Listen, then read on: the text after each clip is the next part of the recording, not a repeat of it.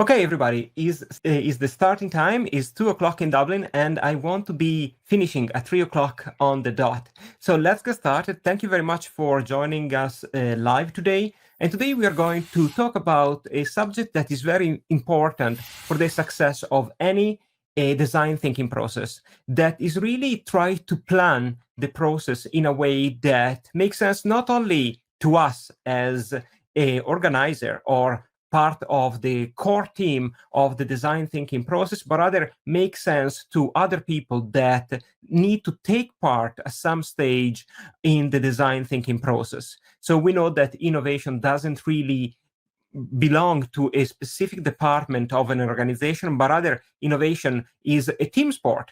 So what we are trying to do today is try to make sure that when we start to use design thinking and we start to bring that mindset of design thinking in our organization, we are not the only one try to adopt it, but rather we become the facilitator of design with our, first of all, with our team, but also with other maybe department within our organization. Today is the 10th of June 2020, and we are live. So let me get started with the 4 points that I want to introduce you guys in this presentation. So I want just to take the time to give you a very brief introduction to my work.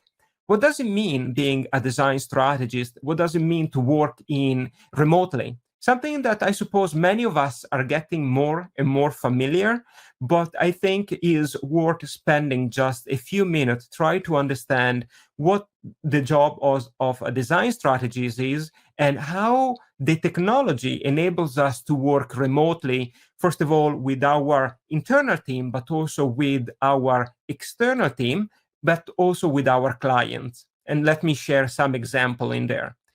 Second, I want to really give you an introduction of what is design thinking. And having been doing design thinking for quite a while in different for-profit and also non-for-profit organization, I want to clarify the difference between what we normally call the design thinking process, but also I want to introduce you to the concept of the design thinking mindset.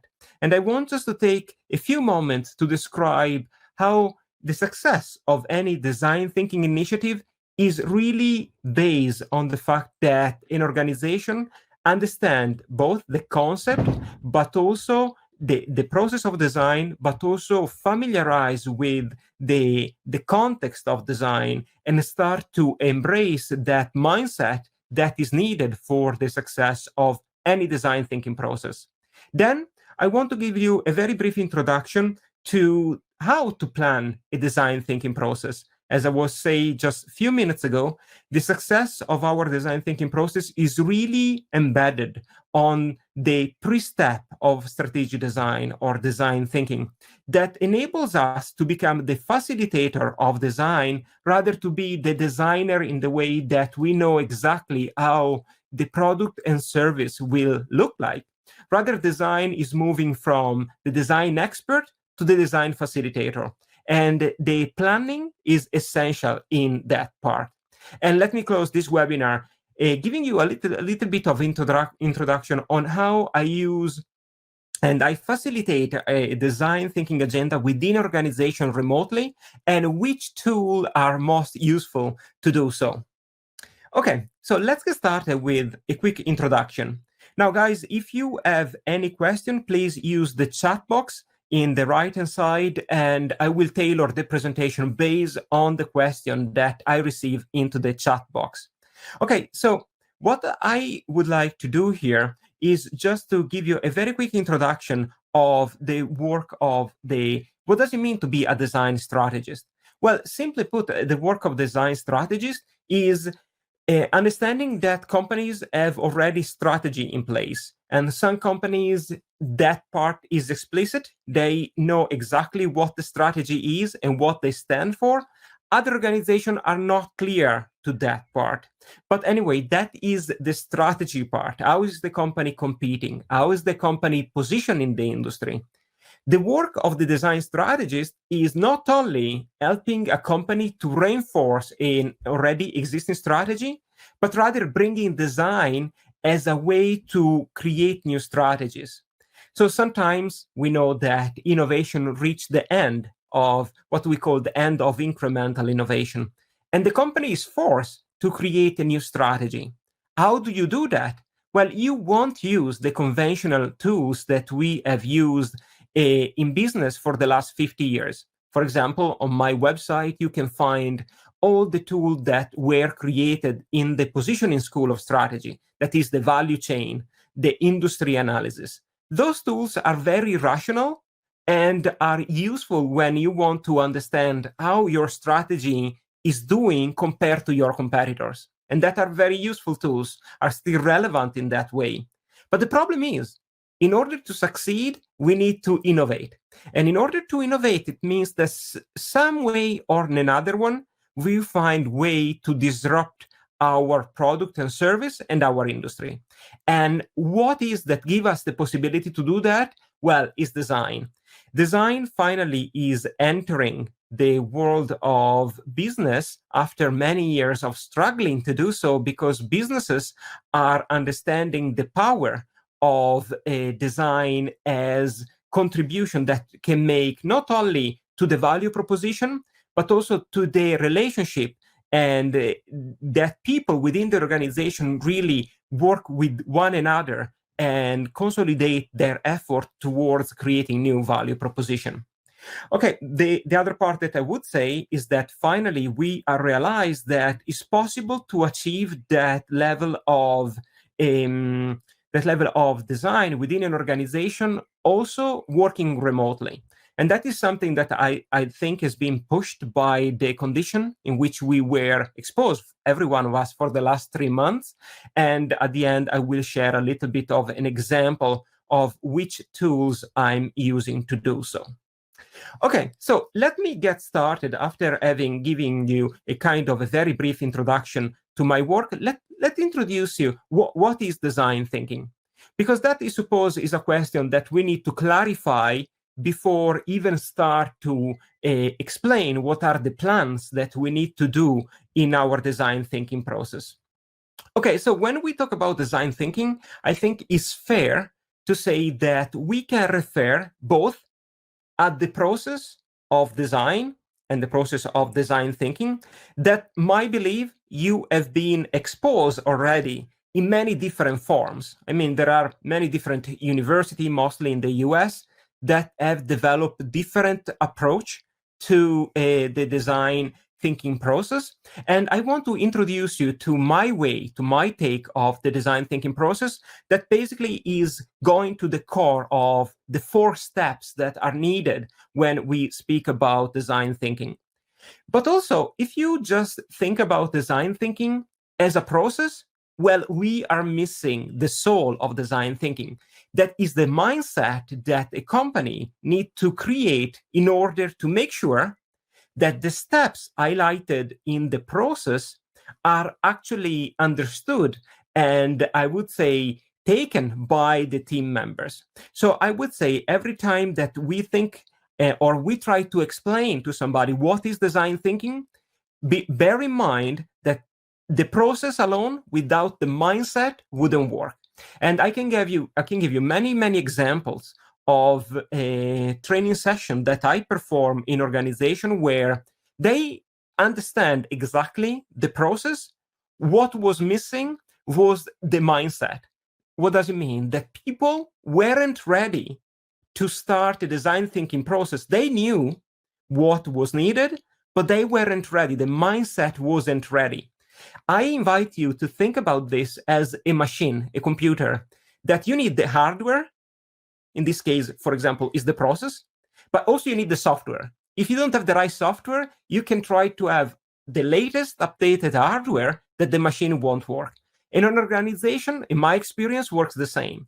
You need to understand the step that you need to take, but also you need to be the facilitator of design, inviting other people within your organization to understand what is the mindset.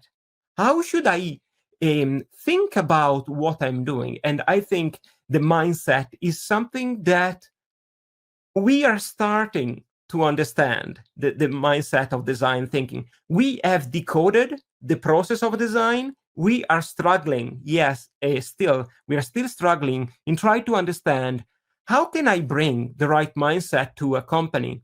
And that requires us a lot of creativity. Okay, so if we have to start describing what is design thinking, let me tell you very briefly the 4 basic steps that are present in any design thinking process. Doesn't matter if it was invented in a certain university in the US or in another country.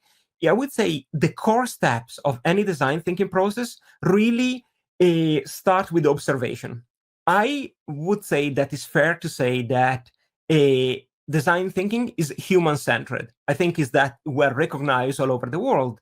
So where is the starting point of design thinking? Well, design thinking starts by observing the customer or the users in their native environment. And what design thinking does really well is try to spot those needs of those customers that the customer are not able to tell you about. And those in strategy, we call them unarticulated customer needs, that are a set of needs that are not obvious.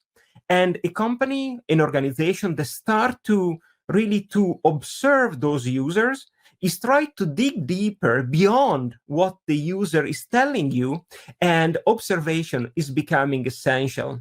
We are looking at our users in their native environment, and that is the reason why anthropology and other social sciences are entering business. Before, if you went to a business and you have a degree in sociology, they didn't know what to do with you, pretty much, and say, well, you can be a teacher. Nowadays, we understand that people like sociologists or people that have an expertise in psychology are really required by companies to understand the behavior of their users. And they base their product and their services on the research that the psychographic research that psychologists and sociologists and also anthropologists really develop studying the users of that company. So observation is a skill that I think anybody of us can develop. We don't need to have a degree in sociology or anthropology in order to become better observer. The problem is in there, guys, that we never strengthen those muscles. We always strengthen the muscle of product development. We were focusing on the product rather than on the customers. And that is the reason why many companies that one time were successful eventually ran out of business, because they become detached from the final user and they make products and services that are more and more refined, but maybe are not answering the needs of our customers. Okay, so after the observation phase, let's say that we put some effort into observing our users and customer. What we need to do? Well, what we do in the ideation phase, simply, we can collect the information that we have, the data that we have collected into the observation phase, and we start to make sense of those data. Now, here, the important part is that once we have collected those observations, we don't just write reports that nobody reads. What we do, we create visual that enable not only the internal team, and today we will see the difference between the core team and the extended team in any design thinking process, but enable other people, the people that didn't perform those research, to understand immediately what the result of the research is. And those kind of visual takes the form of the customer journey mapping. For those of you that have heard this tool before, the customer personas, the storytelling, storyboarding. So a really big visual that you hang in the walls of your, within comma, innovation room. And you invite also people in your team and in the external team to say, listen, come here and we look at this art together and see what we can spot that is not obvious, something that the customer wasn't able to tell us.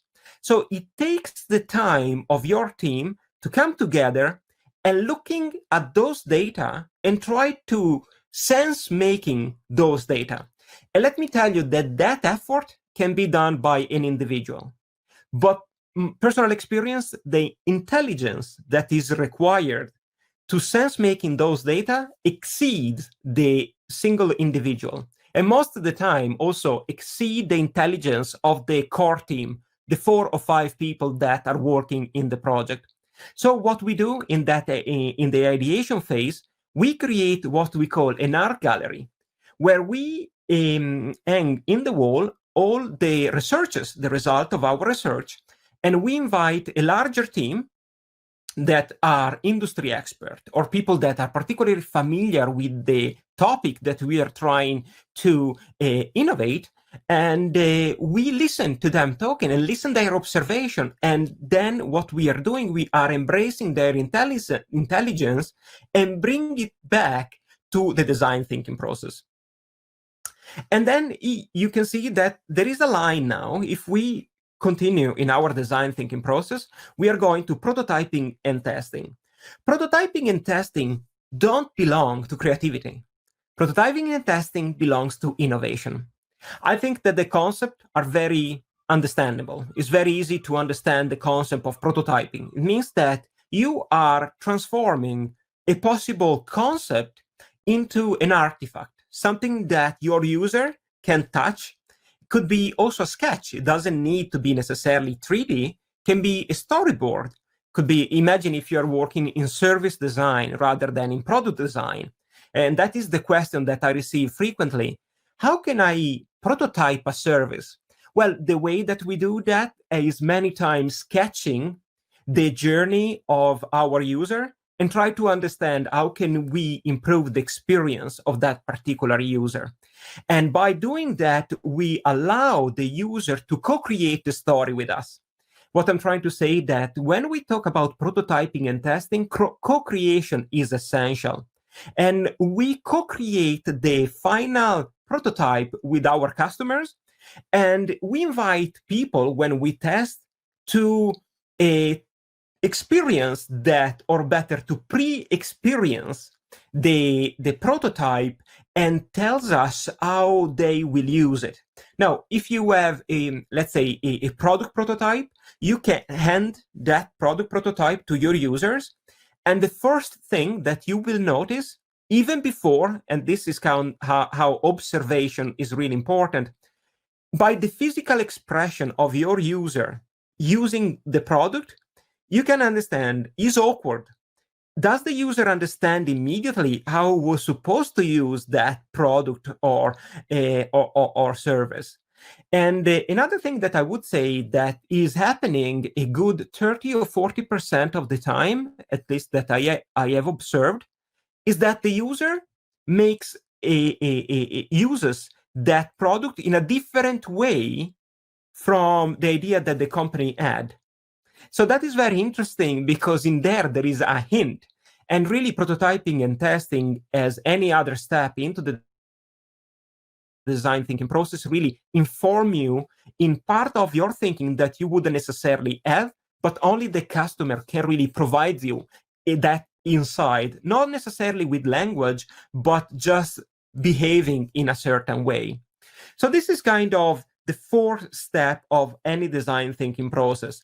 The first two steps, observation and ideation, really is the creative part of design thinking. And we have prototyping and testing really relates to innovation.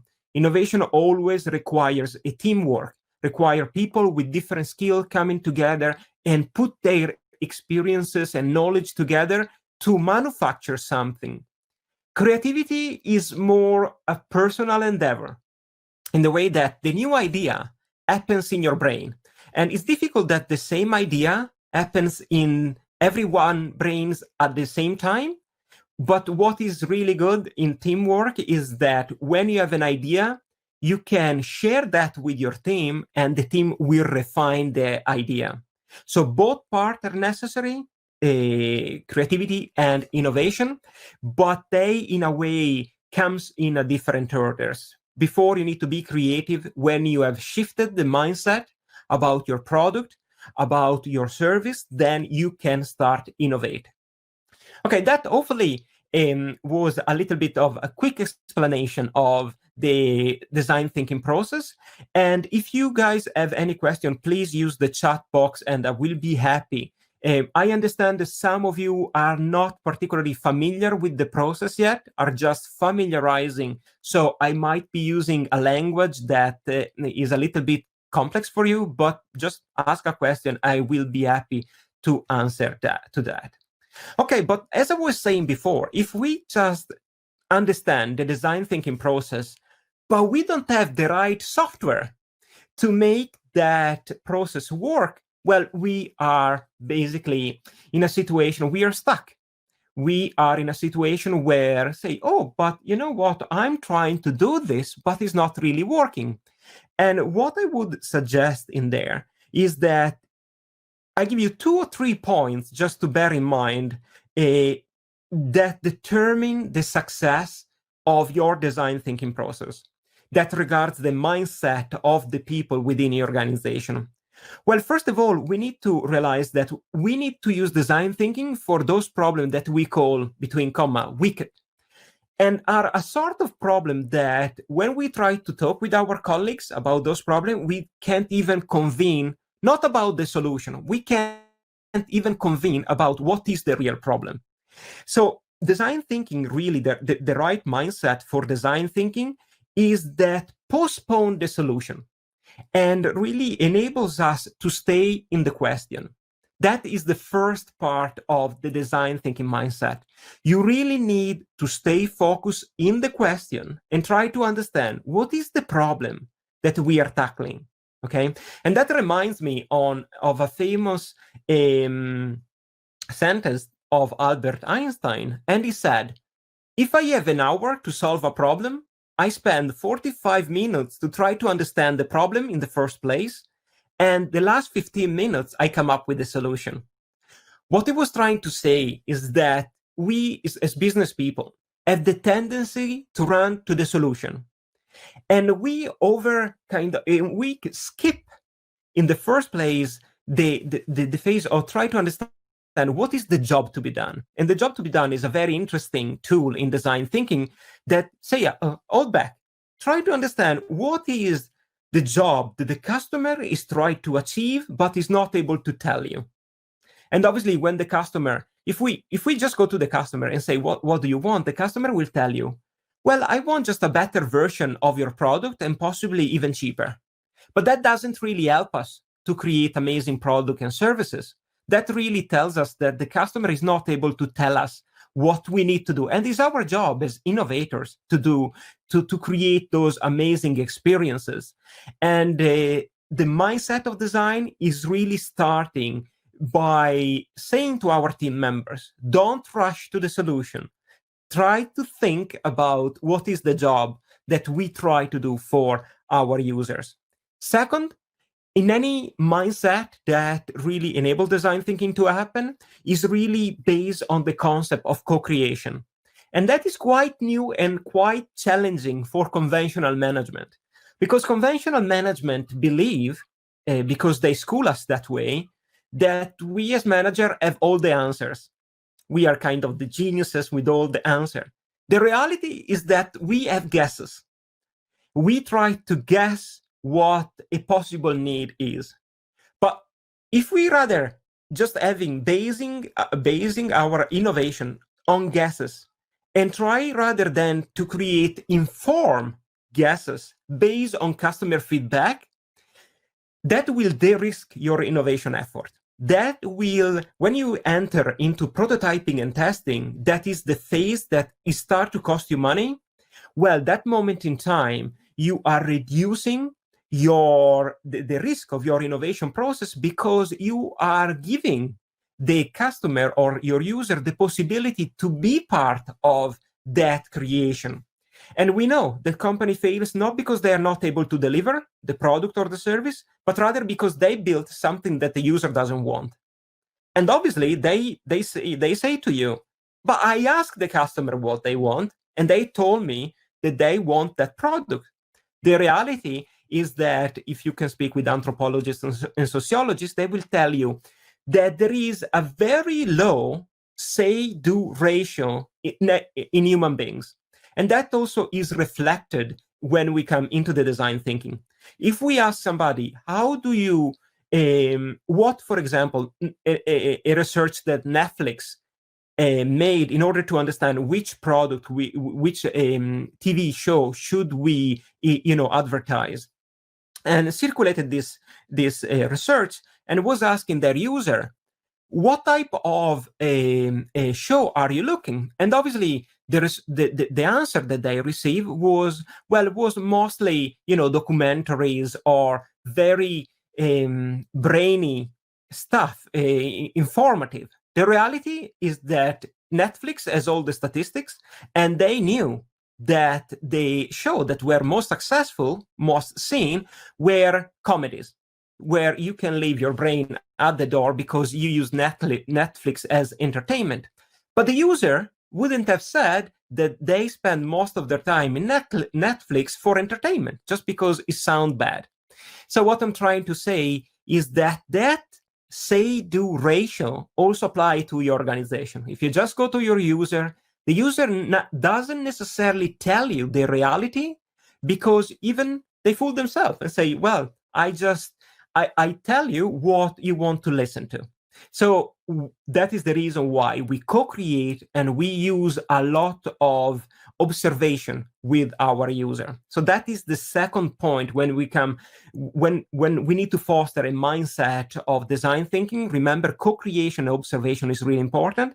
And the last point that I want to make here is that we start to understand that innovation is a team sport, requires a very diverse bunch of people in order to happen.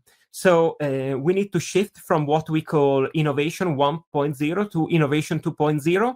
That requires us to move away from the concept of designer as the expert. I design the product as is going to be, but rather to become the designer of an environment where our colleagues that are not familiar with design want to be part of this, because we invite them to be part of the conversation.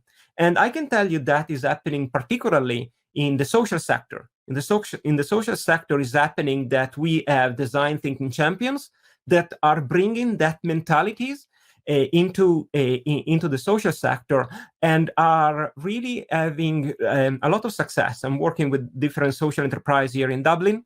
You think social enterprise don't use design thinking? Well, there is a very strong link from the concept of being human-centered and social enterprise. Both of them, the center of the experience is the final user. So I was training a bunch of people here in Dublin, and it was really successful. They were all social entrepreneurs, and they love it because they really love the concept of empathy, creating that empathy with the user. Now, one thing to be very clear, when we talk about empathy, we don't need to confuse, and that happens mostly in the social sector, with sympathy. So you sympathize with one person and say, oh, poor customer or whatever. When I talk about empathy, is really try to understand the user better than the user understand him or herself. And it's not sympathizing with that. When you sympathize, you don't necessarily bear that financial or return on investment in your organization. Design really try to do that. Try to achieve both value for the final user, but also the return on investment, because we want to scale our impact. And that is a problem that many organizations, mostly in the social sector, are experiencing because they are too much into the sympathy part and they don't create revenue. So they only can impact a certain part of users because they don't have the resources and they depend too much on donation. And that is kind of where social enterprise is failing. But let me say that both you need the heavy clarity of the step of your design thinking process, but at the same time, you need to have clarity on staying the question that really focuses you on the problem, really on the concept of co-creation, and also the concept that innovation is a team sport. If you bring the mindset and the process of design together, I can guarantee that that company will really gain traction and use design in a way that is sustainable. Now, hopefully that will, as giving you a brief introduction of the process of design and the mindset of design. But now we are halfway through this presentation, and I want really to focus on the core part of this presentation. That is how I'm kind of new in design. I don't know how should I plan my design thinking process. What are the 2 or 3 plans that I need to put in place in order to make sure that down the road, halfway through the design thinking process, I don't feel lost? And let me say that this is absolutely essential. Planning is not, when we talk about design thinking planning, is not a business planning. When we talk about design thinking planning, is planning our journey as designers, is not about financial return yet, is about making sure that everybody is on the same page. And it's so important that many times when I work with organization and they call me and they maybe are trying already to use design, so I ask a very simple question, guys, who is the user and what is the need of the user that you're trying to meet? Now, let's say that is a team of 6 people. They have 6 different ideas of what they are doing. And they blame the process of design that is not working. The reality, design thinking works well if the team is aligned. Again, we go back to the concept of designer as facilitator rather than designer as expert. But planning really helps us to achieve that alignment within our team very well. So let's get started with the planning that we need to put in place. Before doing that, I want just to give you a very brief visual of where we are into the design thinking process. We said that design thinking process, there are 4 steps. There is observation, ideation, prototyping, and testing. We need to do the planning even before entering the observation phase. Okay, you can see on the top part of this slide, we have plan. And plans, we have 3 types of plans, and now we are going to introduce them. But what is really important is plan is between creating a design brief that tells you what your project is going to do, what impact is going to have, or you think is going to have, and the observation phase. And that is a critical point, is when you connect what you are trying to do with what you are going to do. And the plans really give you that understanding, not only to you, but also to your team on what you should do in order to achieve the outcomes that you want to achieve. Okay, so just to give you a very brief introduction, the first tool that I would suggest any organization to use is the assessing the opportunity. So basically, we use this template in order to understand if this is the challenge or the opportunity that we want to pursue, is actually design the right tool to use, or should I use conventional strategic thinking theory? So this template asks you a few questions. Is your problem or opportunity human-centered? And we know that if you're human-centered, most probably you should use design. What is your level of understanding of the problem? Most of the time we use design when we can't really convene with our colleagues what the problem is. So if you go and having a kind of understanding of this 6 question, will really help you to understand, should I use design thinking or not? Then the second step is really try to understand what scope should we use in our design thinking process. And this is the template that really make you look at your opportunity that you have in your brain, you and your team, and looking at that opportunity or challenge from the limitation point of view and say, what are the limitations? And those limitations make shrink your scope. And then you look at that opportunity from the possibility of change, and that is kind of, you are expanding the scope of your project. My suggestion is look at the limitation, look at the possibility of creating change, and try to get into a dimension that really makes sense to you. given the resource that you have, given the expertise that you have in your team.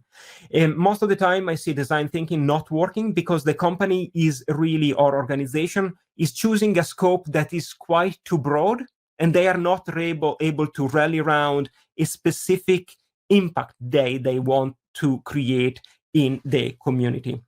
And then while you can skip the first two, you can't really skip the design thinking, the design brief template. The design brief is a document, is a work in progress document that you will refine during the design thinking process, but will become your North Star for the process. So every time you are into design thinking process, you get a little bit lost because you are navigating new opportunities, something that is quite new to your organization.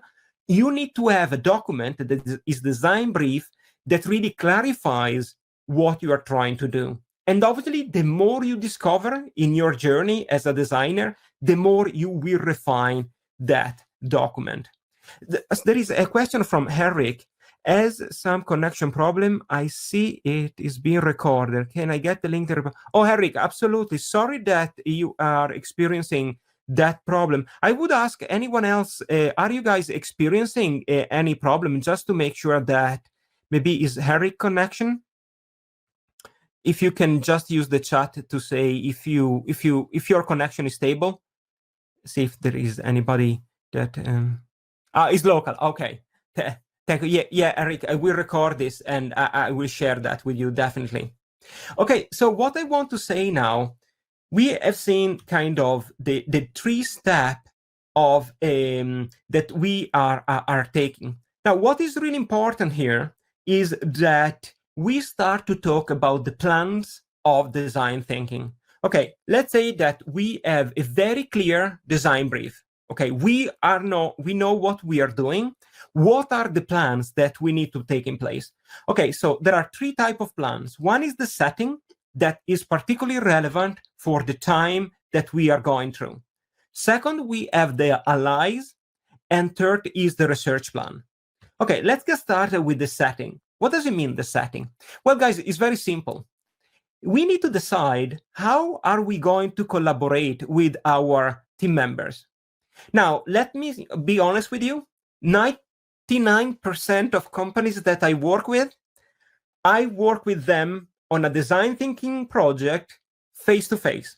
They wanted me to jump in an airplane wherever they were in Europe or whatever. I need to go there because they wanted me in person in there working with them.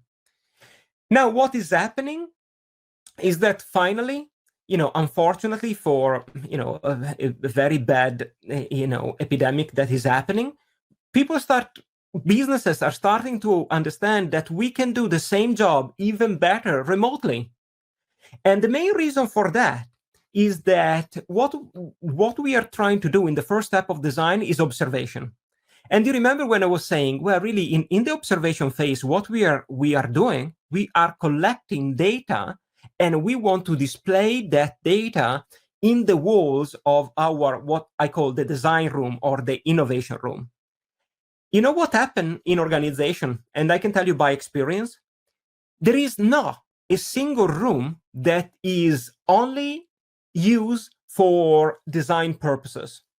So most of the time, those meetings happen in the meeting room, and it's already difficult to get a time that the meeting room is free.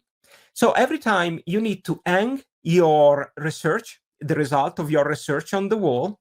And what happened that as soon as you finish, there is the other team that is waiting outside the door, that please, the sales team or the marketing team. You need to take down all your research that are, when I'm talking about those visual research, those are pieces of paper that are 2.5 meters wide and 1 meter tall. So we ended up all looking like design students, rolling that up, having a place where to put them. And later on, when you have the next session, you need to get all your material out, put that on the wall, and then. So while physical, I understand that is good because we are human. We want to connect with other people. There is a vibe connection when you are there. I think working remotely with the tools that we have nowadays, let's, for example, consider Mural or Miro, that are a creative collaboration platform. We can have those same artifacts in a screen, so you can see that into a scale. You can zoom in, and they're always there. What is the advantage? Is that you can embrace the intelligence of your team, not only when you are in the meeting room, but any team member can enter those, let's say, those rooms and start to add their observation asynchronously. And that is the biggest advantage, I would say, of working remotely. I'm not with my client all the time, but I create an environment for my client that can work on those projects 24/7. Okay, and that is even more powerful when you have innovation team that are spread among different time zones. They can really access those platforms anytime they want. And even better than that is when I add an observation to a part of the design thinking process, well, the other team members receive a notification that there is a new comment in that particular area.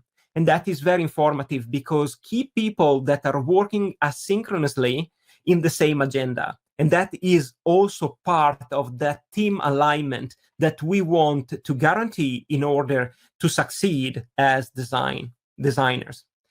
And okay, so the physical setting, being in the same room, working together, a bit of challenges.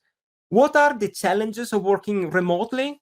Well, when I start to work with an organization, let me be honest with you, I spend a good bit of time to train them on how to use the online tools. So I don't jump into the design thinking process. Say, if you need to start working on your design thinking process, let's say in sometime in September, well, we need to start our meeting a month before, because I need to introduce the online resources and software that we are going to use. So the downside of remote setting is that you need to bring people up to speed in order to use those tools.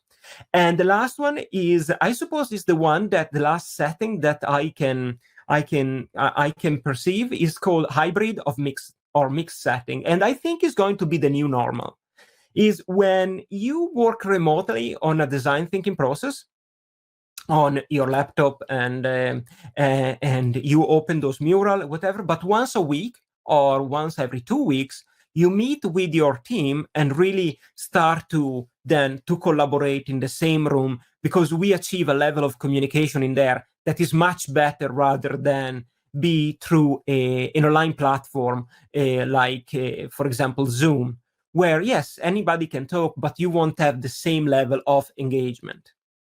Okay, so I think this was really clear. We need to decide and say to our team, in our design thinking process, we are going to work physically, remotely, or with an hybrid or mixed setting. So that is something that you need to bear in mind. The second type of plan that we need to really understand is, who are the people that are going to be involved in our design thinking process, and that I call the allies plan. I could have called the people plan, but now you will discover in a second why I call the allies plan. Well, when we talk about allies, there are two basically type of allies. One is the core team, and the core team are the, let's say, 4 to 5 people that are working in our design thinking process full time. Now, that doesn't mean that are working only in one project, design thinking process project, but they are working on that project as much as they can. They might be working in 2 or 3 different design thinking processes, but they represent the core team of that specific project. So the majority of their work is centered on that design thinking process. And let me say just very briefly, I would suggest anybody of you guys to have a core team with not more of 6 people.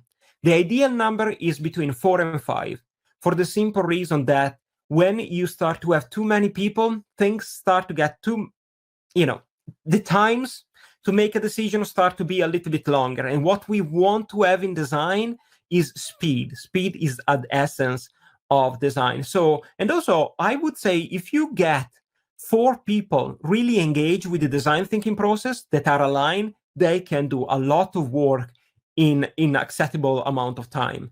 You can have a team of 8 people and just procrastinating the work. So I would say keep it small and keep it efficient and aligned. But obviously, imagine that you're trying to solve a problem, and we know that we try to solve difficult problem with design thinking with only the intelligence of 4 people, 5 people. Well, that is kind of challenging. So what we need to do is kind of try to connect with a set of people that are not working on the project full time. And we call them the extended team and say, who are the extended team? Well, basically, our colleagues or your colleagues that are not fully involved with your project. They are not part of your team, but they might have some experience in the area that you're trying to innovate. And also, I put in there ex-colleagues. I find my ex-colleagues always amazing resource anytime I have a problem. Also because when they left the organization, they tell you really what they think rather than to be influenced from some politics within the organization. So I always find ex-colleagues, somebody to go to and to have a conversation with. Obviously, the user and customers, you remember the concept of co-creation? So start to believe that also your user is part of your design thinking process, not obviously in your core team, but in your extended team. And then I would say product and industry experts that are not necessarily working within your organization, but are people that really can inform your thinking when you need to embrace that expanded intelligence that overcome a kind of exceed the information that you have. Not because you might not be an expert necessarily, but also because they have gained experiences in their working life. And by sharing those experiences with you can really inform your thinking. Okay, that is pretty much about the allies team. And just remember, every time that you are setting up a design thinking process, be very clear on who formed the design, the core team, and who is in your extended team. The example that I give to people when I speak about the extended team is, for example, let's say that you're running a gym and you want to come up with a new service that you provide to your users. And imagine if there is only the 4 or 5 guys that run the gym, try to come up with different ideas. Well, they pretty much ended up with incremental innovation to do something that is a little bit better what they are doing. What instead they can do, rather than going straight away to the user and ask what they want, they can create what I call the art gallery, speak with the user, display their research, and invite people like doctor in terms of GPs that they know more or less what we need to do in order to stay healthy. Invite bodybuilders. Invite somebody that never goes to the gym. Invite somebody that has been managing gym for 15, 20 years. Invite a diverse type of people that come and becomes part of your design thinking process, and try to see how they think about the service that you want to provide, and try to use their own intelligence for your design thinking process. What is really important to highlight about the team here is that diversity is essential in any design thinking process. And that is because in design thinking, we have 2 ways of thinking. One is, I would say, divergent. So divergent thinking happens when you have different people looking at the same challenge or problem from different perspectives, okay? But at the same time, when we do that, eventually we need to converge our thinking. And that divergent thinking is necessary in order to have that diverging thinking happening within the team, is that diversity. Diversity needs to be part of your core team. Diversity, though, is a double-edged sword. In a way, guarantees that there is that divergent thinking, but it's very difficult, though, to get those people to to rally around the concept, to say, okay, if these are all the ideas, how can we converge our thinking? And that is when we start to use the power of visualization and getting people to write their comments on different part of our visuals and say, okay, we see a trend in there. We see that there is a pattern that's emerging. So what I'm trying to say is not that you are trying to influence things in a way or in another one, but rather trust the process. There will be an emerging trend or patterns, and people will convene on what is possibly one of the best solutions because we'll become explicit. You don't know that at the beginning, but it's through the process that eventually you will clarify where to converge your thinking to. So diversity is important, but at the same time is a little bit of a challenge. Conversation is where actually innovation happens. You can have as many graphics as you want. The graphics that we create, the visual, are a stimulus for a conversation. The conversation is where the new idea, the new insight occurs. It's not the visual. The visual is the conduit, but it is really the conversation that really creates the new perspective. And the last part is, and this, I will never be able to highlight this enough. If you speak with designer and they say empathy is a big word, most of the time when we think about empathy, we think about using empathy with our user or our customers. What I'm trying to say here, we need to start to use empathies with our team first. And what does it mean? It's because we most probably have a diverse team. We need to empathize with our team members and try to understand when they say something that diverge, for example, is different from our opinion. We need to try to understand where are they coming from? What is their background? In which companies did they work before? What is their background in studies? If we do that, that will enable us to see whatever the team member is saying from a perspective that is much more complete, rather than to say, oh, you're just reacting to that. And that also is part of that team alignment that we want. So empathy is not only for the final user, but rather empathy is essential in any design thinking process within the core team. But also you need to develop empathy with your external team. So for example, the example that I was bringing about the new service that a gym can offer.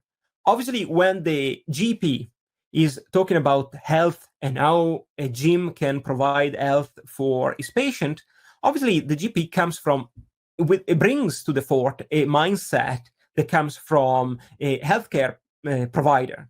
And later on, you will have a completely different mindset from somebody that is performing bodybuilding and is in building, all these muscles. So what I'm trying to say, always become the facilitator, try to dig deeper on why the people are behaving that way and suspend your judgment. Don't be straight away, don't jump into conclusion. He's behaving that way because he's reacting. No, but take the time to really understand and create that empathy with also your team members. So these are kind of diversity, the value conversation, and develop empathy are really 3 points that are necessary when you are planning your design thinking team. And the last plan that I would say that is really important is performing the research plan. And the research plan really happens straight after we start the observation phase. So when we start the observation phase, let's say that you have 5 team members working in your design thinking project. We need to be very clear with every one of our team members on who we need to study. Now, this seems obvious. It's not.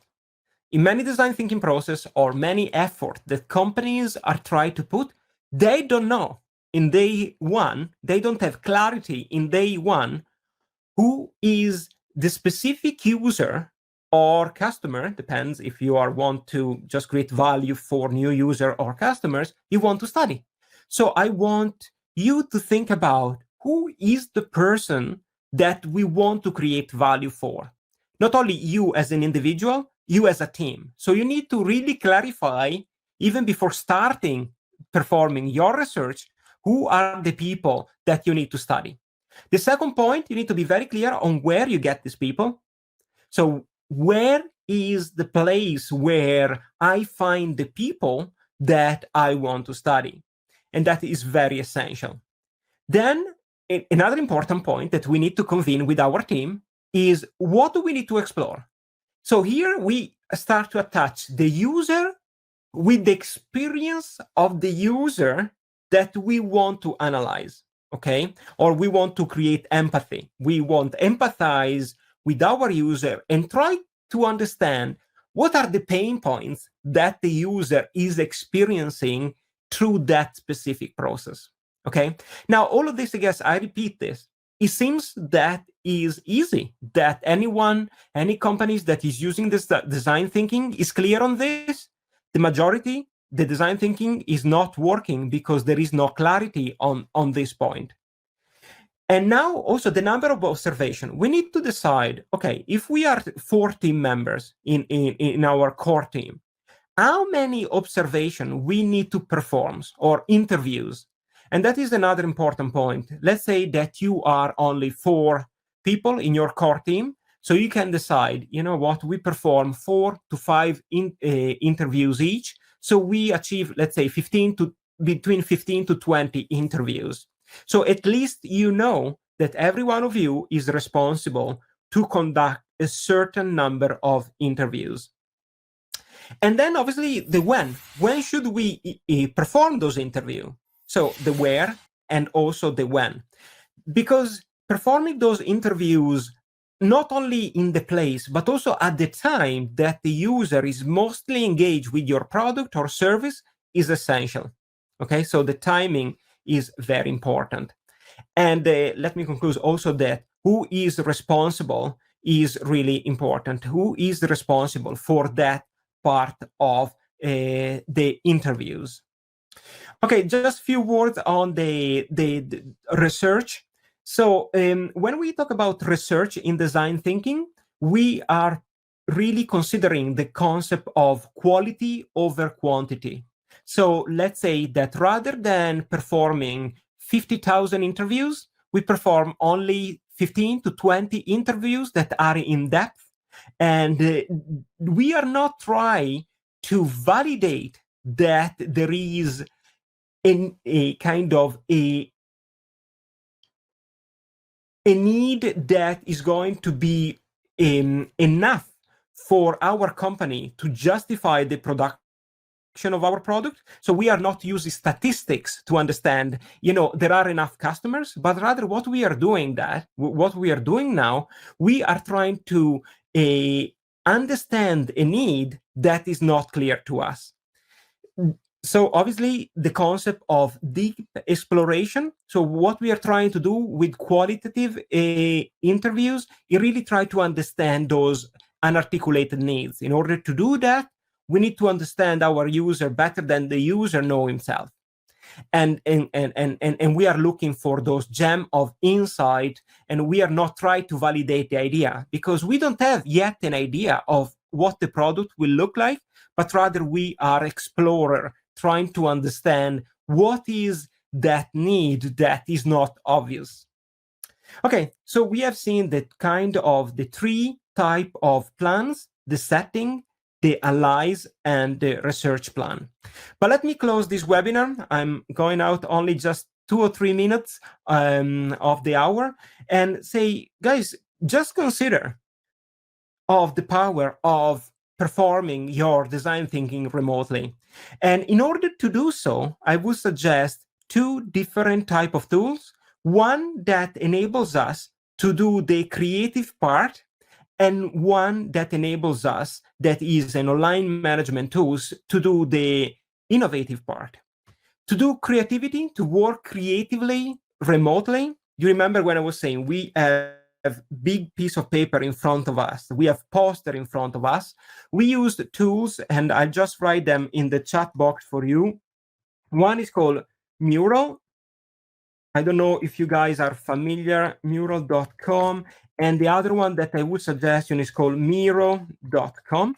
That basically what they do, they replicate those huge posters that we normally place in our meeting room with digital version of it, and enable, if you see in this slide, you can see that people write down their name, the team members, and they start to use those different post-it to highlight their thinking. And later on, we come together in an online conversation. Everyone is able to work on the mural, and we share our thought about that particular process that we are talking about. So this is very important for enabling the creative process to come up with new ideas. But once we have done that creative process, we have done our research, we have used these tools in order to share our creativity, is very important that we start to use another tool to keep the project going. And what we need to do in here is really use a project management tool to keep our innovation process on track. So, for example, we need to know who is responsible. Do you remember in the research plan, we were saying Stefano is responsible to performing 3 interviews by the end of next week.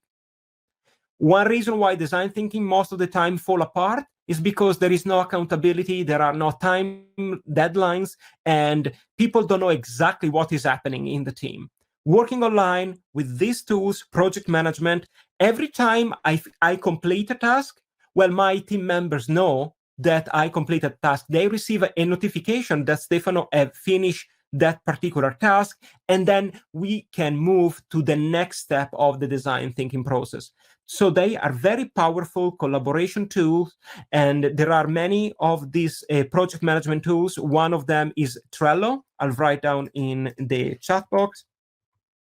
Trello, another one is Asana, if you want to have a quick look on the internet. But project management is an essential part to the success of your design thinking process.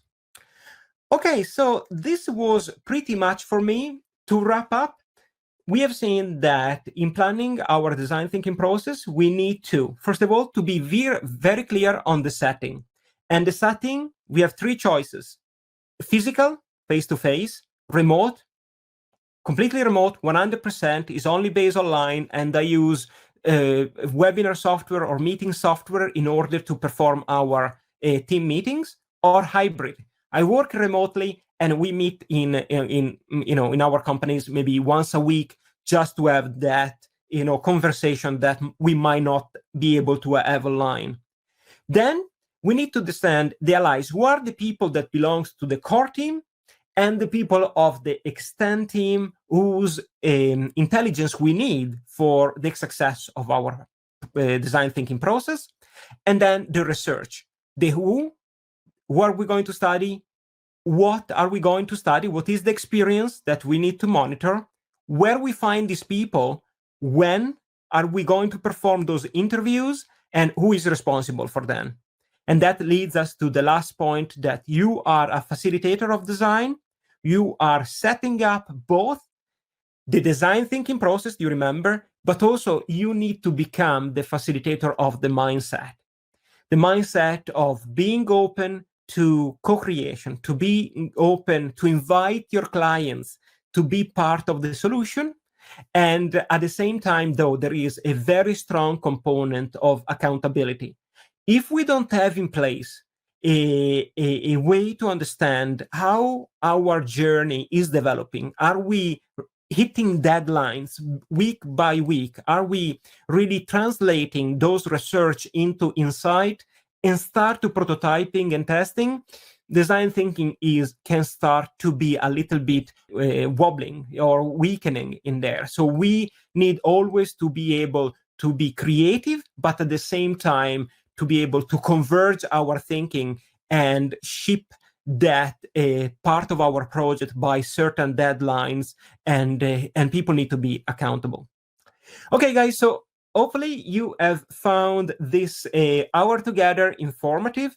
I think there was a lot to take in today. I mean, when we start to thinking about the plan that you have to make, there are many things that you have to consider, but hopefully having break it down into the setting, the allies, and the research gives you a little bit more clarity of where to start. Thank you very much, guys, for taking part of this webinar. And I'll see you next week, next Wednesday, and we are going to run a webinar on design thinking and social innovation. I'll see you there. Stay tuned.